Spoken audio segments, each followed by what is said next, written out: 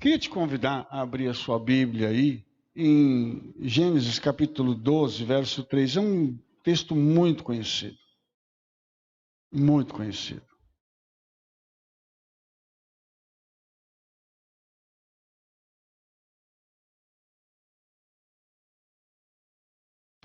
Os irmãos encontraram?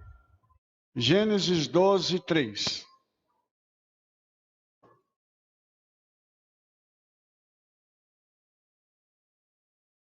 Ceder? Está escrito assim: e abençoei os que te abençoarem, e amaldiçoarei os que te amaldiçoarem. E em ti serão benditas todas as famílias da terra. Rabino, o que isso tem a ver com enxerto? Como assim? Aqui tem uma palavra, essa última palavra, benditas, tá? Venivrehu. E essa palavra, ela carrega em si um segredo que eu quero partilhar com os irmãos hoje. Só que nós temos lá em Gênesis 18, um texto que fala praticamente a mesma coisa. Ok? Se você quiser passar o slide, o próximo, Todarabá. Abraão certamente se tornará uma grande e poderosa nação, e todas as nações da terra serão abençoadas por meio dele. Naturalmente falando, que uma árvore produz um tipo de fruto. Ela foi concebida para dar fruto. Assim como eu e você fomos criados para sermos frutíferos. Quem não dá fruto, Yeshua examina, e o administrador da terra precisa estar do lado de Yeshua na hora de examinar a árvore. Porque se a árvore não der fruto, Yeshua diz para o administrador: corta. E o administrador, quando ele é bom, ele pede mais uma chance para a árvore, para que ela possa dar frutos. Então, existe na botânica uma coisa muito interessante, porque se conseguiu cultivar muitas espécies usando uma só matriz. Ou seja, lá no mundo, eles pegam e fazem a mistura de várias espécies entre si, o que na Torá é proibido. Tá? Na Torá a gente não pode pegar plantas que são de diferentes espécies e tentar fazer enxerto. E é engraçado, porque não dá para mim pegar uma maçã e enxertar numa oliveira. Não tem lógica um negócio desse. Mas lá no mundo eles conseguem fazer um processo e isso, teoricamente, dá certo. Ok? Então, quando a gente fala de enxerto, uma oliveira, ela pode receber um enxerto, uma laranjeira, e pode dar certo? Pode. Só que cada uma vai ter uma vida independente, porque são plantas diferenciadas. E na realidade, irmãos, uma das coisas que nós nos preocupamos muito é que aquela planta que foi enxertada, ela passa a ser nutrida pela planta mãe, mesmo sendo diferente. Só que a Torá, ela realmente não permite esse tipo de coisa. Mas Shaul Hachalia, o que ele fez? Ele usou essa metáfora para falar de enxerto de duas oliveiras. A oliveira boa e a oliveira brava sendo enxertado na oliveira boa. Qual é o segredo que tem aí? Nenhum. São plantas da mesma família, só que uma foi cultivada e a outra não. Ele, quando usa essa metáfora, ele acaba trazendo para nós uma revelação. Pode passar à frente, por favor. Mais 2 slides. Isso. Ele traz para a gente uma revelação muito linda, porque nós temos aqui um povo que, com as dispersões que já foi explicado aqui, dos cativeiros, tudo que aconteceu, o nosso povo perdeu a identidade. Nossas famílias perderam a identidade. Muitos forçosamente foram forçados a se converterem, outros por circunstâncias de opressão. Teve gente que fugiu por causa da Inquisição, teve gente que fugiu por causa da guerra. E quando foi para o país aonde essa pessoa estava destinada a morar, ela se recusou a dizer que era judeu. Isso aconteceu com a minha família. A minha avó no leito de morte. Eu perguntei, vó, nós somos judeus? E ela disse, eu não quero falar sobre isso. Traumatizada com o que aconteceu lá no passado. E a irmã dela, numa conversa que eu tive com ela, a irmã da minha avó me disse o seguinte, nós somos judeus poloneses, Mário. E a nossa família, antes de ir para a Polônia, ela estava na Rússia. E eu disse, tia, mas como assim? Ela disse, eu tenho os documentos. E hoje esses documentos estão comigo. E sabe de uma coisa? Ela disse, eu não tenho o trauma que a minha irmã tinha. Eu posso dizer, a nossa família é uma família de judeus. Eu falei, tia, mas por que vocês abandonaram tudo? Ah, Mário, a gente não quis mais seguir. Essa é uma história, não da minha família, mas da maioria das famílias dos brasileiros. E onde é que esse povo foi parar? Dentro da igreja. Dentro da igreja. Porque há uma promessa que Hashem fez lá para Abraham.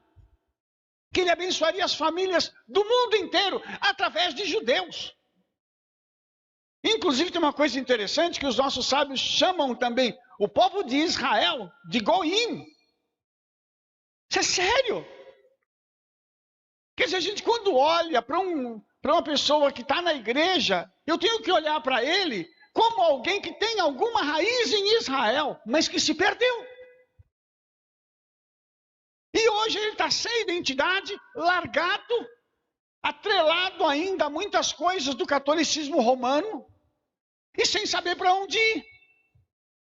Sem a mínima direção. E como faz com uma pessoa dessa? Eu trabalho com a igreja há 30 anos. 30 anos falando, fazendo festa, mostrando como é que é. Sabe por quê? Fui fazer uma conferência em Vitória, há uns 20 e poucos anos atrás. E naquela conferência, no primeiro dia, eu disse assim, eu vou provar para vocês aqui, que a maioria de vocês é descendente de judeu e não sabe. O pessoal olhou para mim e riu. A plateia riu. Conferência 3 dias. Eu estava falando sobre as 10 tribos perdidas, que foi dito também aqui. E eu vim falando. E no último dia, faltavam uns 15 minutos para mim terminar, eu falei assim, eu vou abrir um livreto aqui, da KKL, com sobrenomes de judeus do Brasil.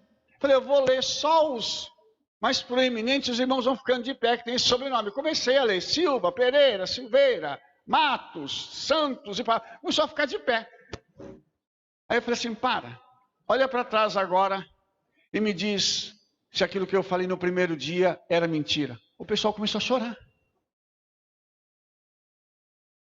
Eles se viram como judeus, mas sem entender aquilo que estava acontecendo com eles. Essa é a história da maioria de nós. Só que quando o Eterno fala com Abraham, ele está dizendo que a bênção dele iria ser espalhada pelo mundo através da gente. Eu queria te dizer uma coisa, você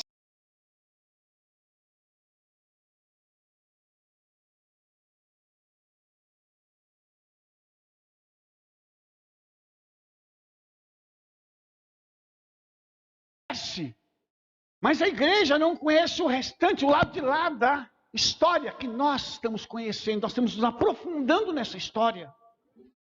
E é necessário que eu e você tenhamos essa condição de fazer o link entre essas coisas. E chegar para o judeu e falar assim, ei, e as profecias que tinham que se cumprir? Ele vai nascer em Betlehem? Sendo uma cidade palestina? Ele vai vir montado no burro? Porque se não for digno, ele vem no burro. Mas se for digno, vem nas nuvens dos céus, como os nossos sábios dizem. Então, se você pegar a tradição rabínica, ela fala de tanta coisa que só encaixa numa pessoa na história. Alguém tem desconfiança de quem seja essa pessoa, por acaso?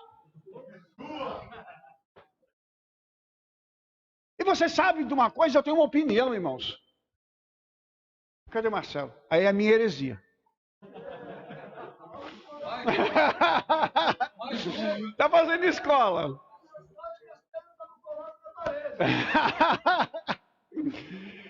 Eu acredito, irmãos, que tem muito rabino que sabe quem é Yeshua e continua caladinho, quietinho, agente secreto. Porque não tem coragem de fazer o que nós fizemos.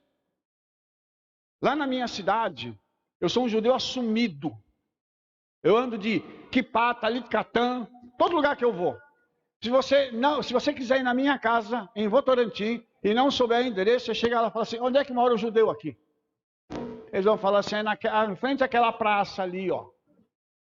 Atrás do terminal. Por quê? Porque eles sabem quem eu sou. Nós temos uma identidade. E a igreja perdeu essa identidade. Nós precisamos ajudá-los, porque eles foram enxertados. Mas apesar do enxerto, a identidade ainda não voltou. A identidade precisa retornar. Eles precisam entender quem eles são. Quando nós conversamos, irmãos, com os irmãos nas igrejas, os pastores, qual é o maior problema deles? Duas coisas: Shabat e carne de porco. Eu não vou largar meu porquinho. Não, meu torresmo, pururuca, meu bacon. Ô louco. Então, irmãos, esse enxerto que foi feito, esse enxerto tem muito a ver com algo que estava dito aqui em Gênesis 12:3, que era uma questão profética, já nesse texto. Voltada não só para os nossos dias, mas ao longo da história esses enxertos foram acontecendo. Quero mostrar uma coisa para vocês aqui.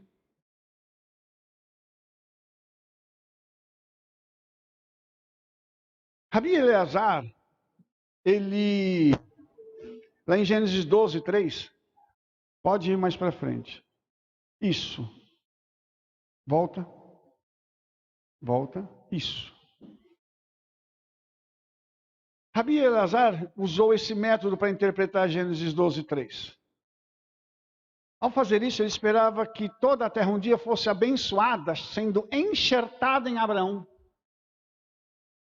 Essas pessoas que estão voltando hoje e fazendo parte da igreja, eles na realidade são aqueles judeus que se perderam e só estão voltando para casa, sem saber que eles só estão na metade do caminho, precisa andar o resto do caminho para poder ser restaurado.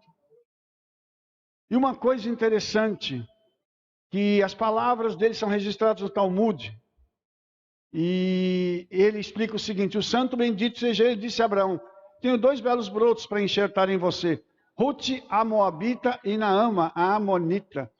Todas as famílias da terra, até mesmo as outras famílias que vivem na terra, serão abençoadas apenas por causa de Israel. Você entende que nós carregamos isso? Você entende que quando você pega a genealogia de Yeshua, tem gente que não podia estar naquela genealogia? Você entende isso? Tem uma prostituta que se tornou parte do povo de Israel. Isso foi dito aqui ontem. Tem depois mais outras mulheres que estão na genealogia apontando para essa profecia, porque na realidade o que o Eterno disse para Abraão, ele estava dizendo de forma profética. Só que isso não se refere só a essas pessoas, essa profecia aponta para mim e para você nos nossos dias.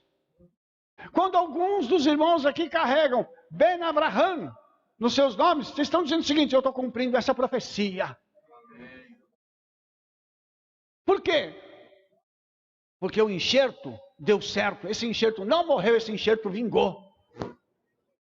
E o Eterno quer que esses enxertos todos vinguem e não morram. Mas a gente precisa se alimentar da planta mãe e pegar essa seiva e também alimentar outros.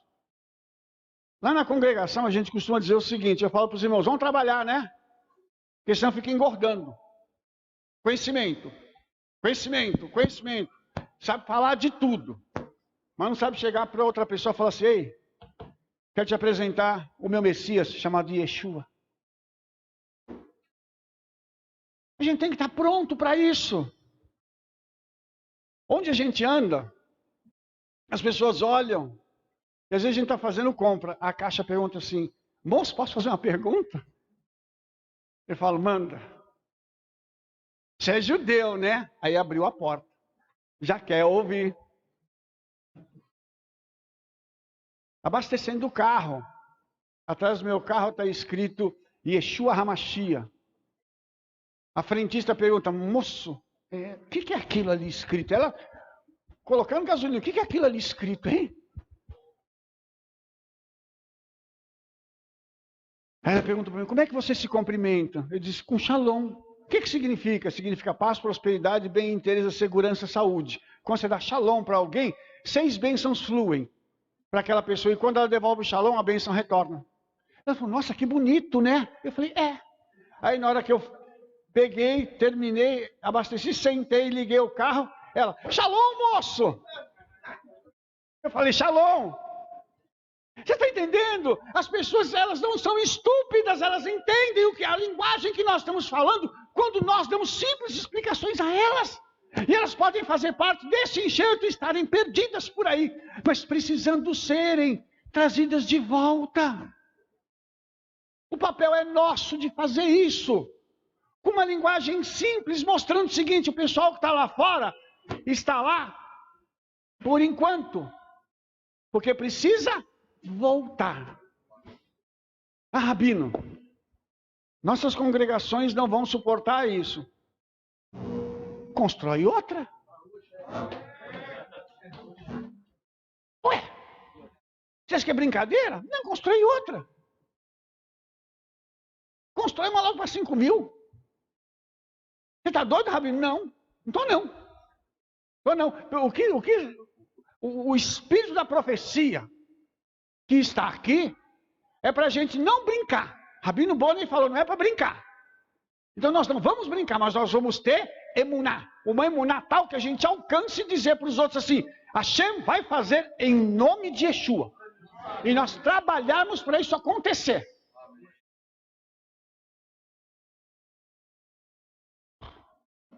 O próximo slide diz assim, a ideia do Rabino Eleazar ela não é única. Desde que o Eterno tirou Abraão da terra da Babilônia para se tornar pai de muitas nações, os não-judeus foram aceitos e enxertados na fé de Abraão. E o Rabino Eleazar, ele usa a passagem para explicar como 2 mulheres gentias passaram a ser consideradas parte de Israel e até mães dos reis davídicos. Ruth era moabita, Naama era amonita. A Torá diz especificamente, nenhum amonita ou moabita ou qualquer um dos seus descendentes pode entrar na Assembleia do Eterno até a 10ª geração. Resolve. Ruth se torna esposa de Boaz, a mãe da linhagem davídica. Naama tornou-se esposa de Salomão, mãe da linhagem davídica. Como pode uma moabita e uma amonita serem mães dos reis de Israel? Rabino Eleazar diz que a resposta é que elas não eram mais para serem consideradas moabitas e amonitas. Elas foram enxertadas em Abraão. Através dessa bênção que o Eterno anunciou a ele de antemão.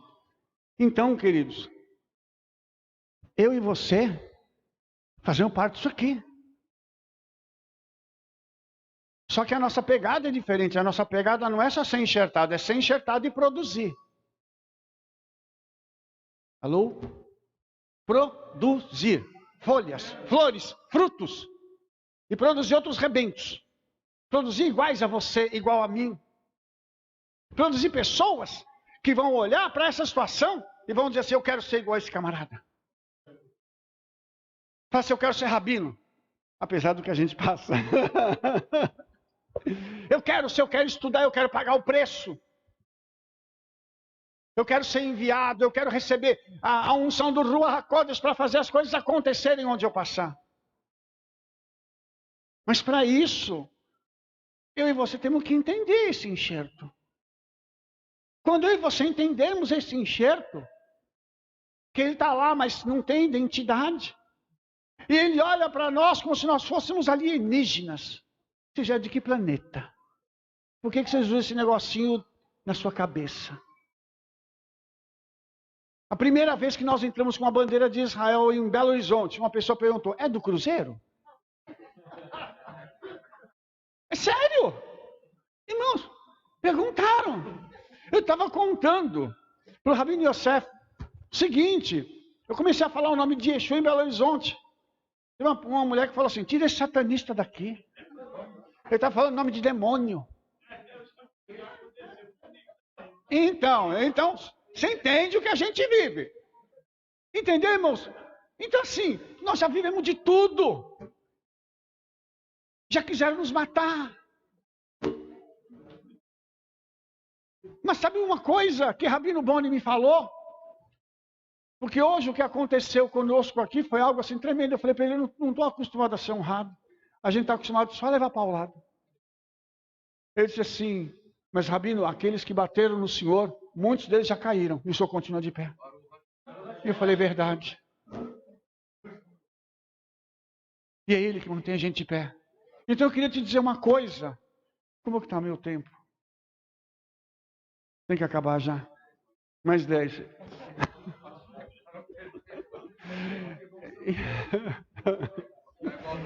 Para ficar igual, emparelhado com os outros. A unção dos 10, amém. Bom, se eu e você compreendermos isso tudo, nós vamos ter que mudar a nossa postura em algumas coisas. Vamos precisar ser mais agressivo na nossa fala, não de brigar com alguém, mas da gente poder estar trazendo isso de uma forma que as pessoas entendam e possam absorver e possam tomar suas próprias decisões.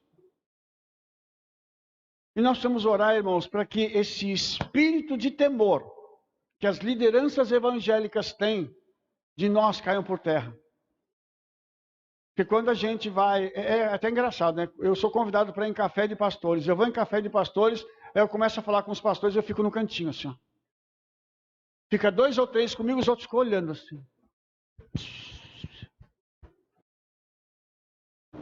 Parece que é um temor que nós vamos roubar o rebanho deles. Nós vamos lá para ajudar eles. Nós não queremos o que eles têm, mas eles precisam do que nós temos. As ovelhas deles continuam sendo deles, porque o Senhor está entregando nas nossas mãos aquilo que Yeshua disse que era para fazer. Ide e buscai as ovelhas perdidas da casa de Israel. Nós temos encontrado algumas pelo nosso caminho. E o nosso objetivo é entender que a bênção vem através do enxerto. Você e eu fomos enxertados para transmitir essa bênção. Para que através da nossa vida as pessoas sejam tocadas e edificadas. Sejam transformadas. Tem que haver em nossa vida, irmãos, a mesma unção que estava em Yeshua. Ele falou assim, você está brincando, Rabino? Não. Yeshua disse que nós íamos fazer os mesmos sinais e até maiores. Eu falei para ele, sou candidato, estou no número 0 da fila. Eu quero. Ué, se o meu rabino fazia isso, e ele diz que eu posso fazer igual a ele, eu quero ser.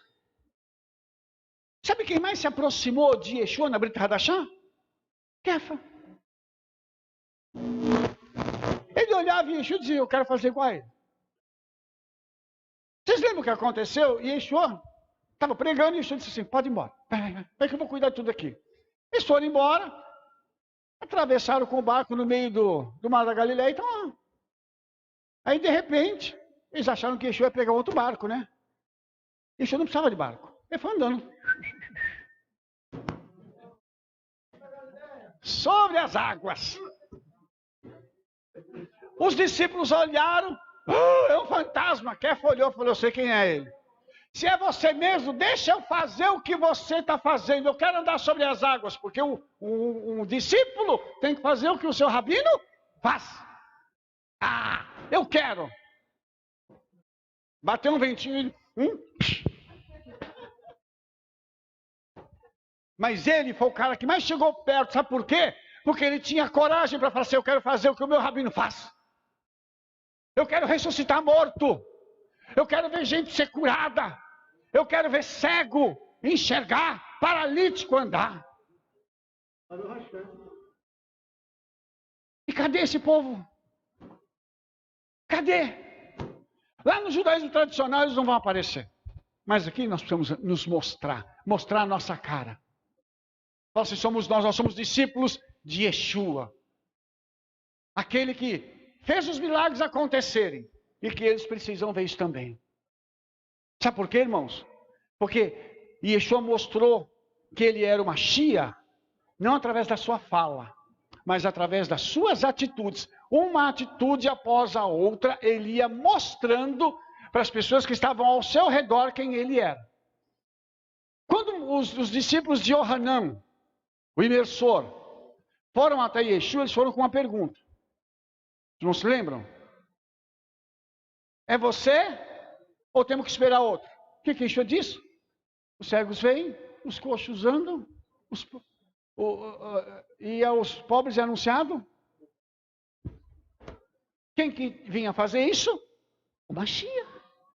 Aí, ó, vocês estão vendo as minhas obras? Sou eu mesmo, não se preocupa não. Ele deixou esse legado para nós. Nós nos perdemos lá atrás, mas ele nos encontrou e trouxe de volta para o caminho. Eu vou dizer uma coisa para vocês, nós somos privilegiados. Por estarmos com condições de cumprir uma lacuna profética da história que poderia ser cumprida por qualquer pessoa. Mas ele escolheu a nós. O tamanho da responsabilidade é muito grande. Por isso nós temos que colocar a nossa vida num padrão, não só de conhecimento, mas de santidade. Que as coisas possam acontecer. Eu vou dizer uma coisa para os irmãos, para mim poder encerrar. Eu acho, irmãos, que a gente precisa fazer alguma coisa diferente. Rabino, você vai querer mudar o judaísmo messiânico? Não. É só trazer o que o nosso rabino Yeshua disse que a gente devia ter. Porque quando Yeshua morre e depois ressuscita, ele disse assim, eu vou enviar a promessa do meu Pai sobre vocês, e vocês vão reproduzir tudo aquilo que eu fiz. E lá em Shavuot, eles estavam aguardando, orando, e o Ruach HaKodesh vem, mudou a vida deles, e mudou a história da nação de Israel. Naquele dia, levantou-se um grupo de pessoas, cheios de uma presença, cheios de uma unção, que fez toda a diferença. As autoridades começaram a olhar e dizer assim, são discípulos dele. Andaram com aquele camarada. Matamos o chefe, vamos matar agora os outros.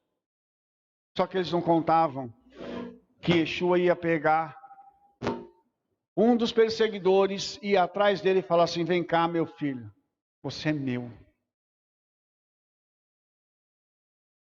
E a partir disso, o Império Romano foi alcançado através da vida de um homem. Eu sinto vergonha quando eu leio Atos. Eu falo assim, meu pai, esse homem fez tanta coisa, sozinho. Às vezes ele carregava alguém com ele para ajudar. E ele foi e fez tantas coisas, Senhor. Quantas vezes, irmãos, eu choro pedindo perdão. Eu falo, Yeshua, tem misericórdia da minha vida. Porque eu queria ser melhor. Eu queria alcançar mais, Senhor, mas me ajuda.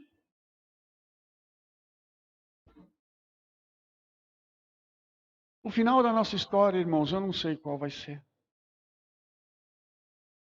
Eu sei que nós estamos vivendo um momento histórico, profético, muito importante. E hoje nós estamos com pessoas aqui, representadas de todos os os cantos do nosso Brasil. O que nós vamos fazer com essa informação? O que nós vamos fazer com tudo isso? Daqui a pouco nós estamos indo para casa.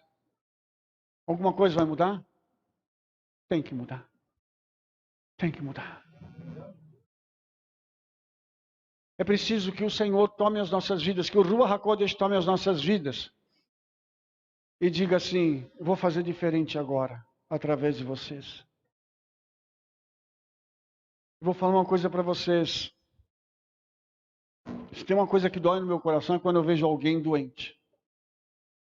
Como nós vimos aqui, nosso irmão. Eu não admito isso não, eu sou meio chato.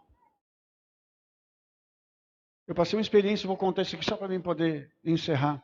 Eu passei uma experiência com a minha esposa. Ela começou a passar muito mal.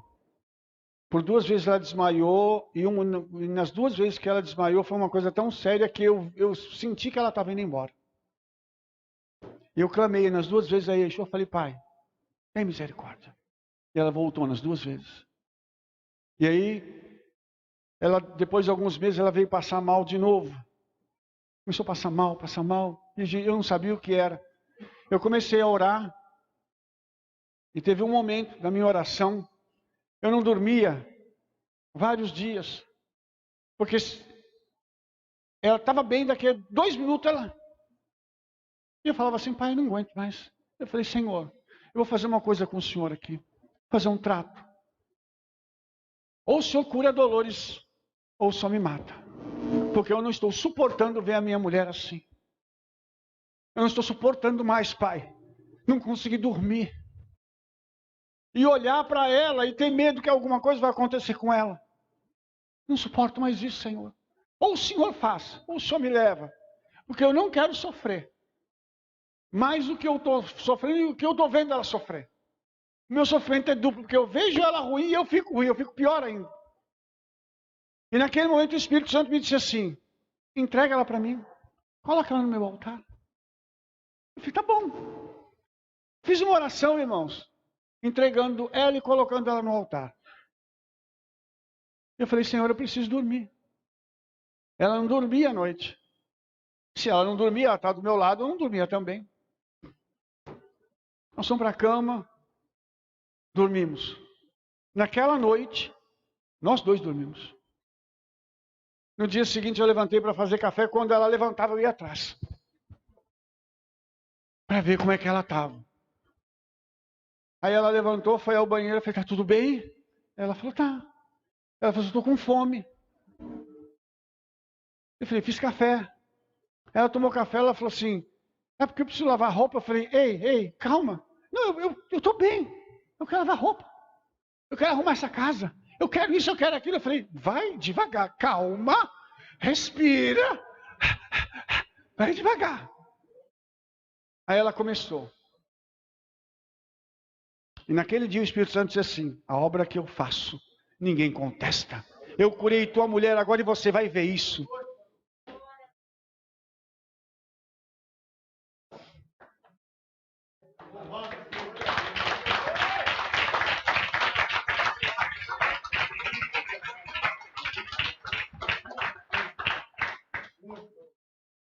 Irmãos, podia contar muitas coisas, mas o meu tempo já acabou. O que eu queria dizer para você é que o Espírito do Eterno está entre nós para poder fazer a diferença. Eu não queria sair daqui sem antes orar com você. Sabe por quê? Porque é necessário que essa unção venha sobre nós. A gente não pode ser uma geladeira. Nós não podemos simplesmente dizer, eu vou fazer aqui isso assim, assim, assim, e acabou. Não é só isso. Engraçado, irmãos, todo lugar que Yeshua chegava, um milagre acontecia. Eu vou te contar uma coisa, quantas vezes eu falei assim, Yeshua, eu queria tanto ser assim. E uma vez ele falou assim, você sabe qual é o preço disso? Você nunca mais ter paz na sua vida. Porque vai vir gente de todo lugar para querer que você ore. E por onde você andar, vão te reconhecer. Eu disse, calma, Senhor, então calma. Calma,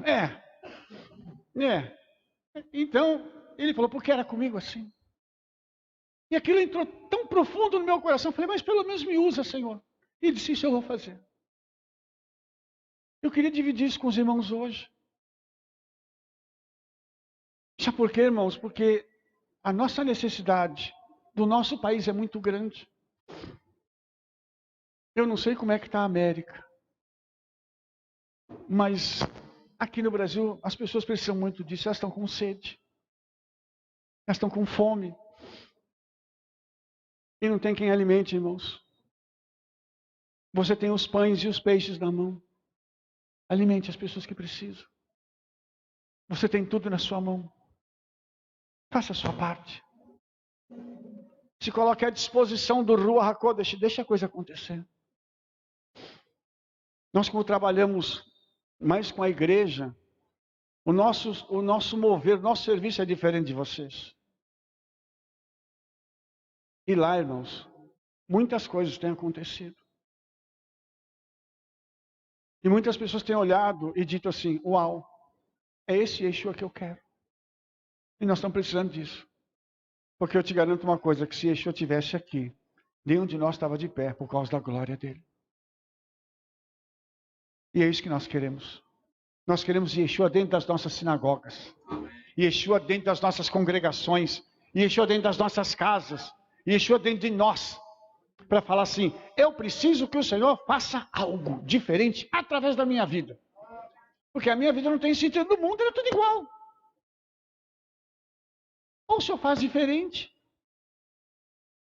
Entendeu? Nós somos chamados para isso, irmãos. Para ser esse enxerto. Que traz a bênção. Esse enxerto que está lá em Gênesis 12. Disfarçado de bênção. Esse enxerto. Que quando ele começa a frutificar, coisas espetaculares acontecem. E é o que nós precisamos hoje. Vamos orar?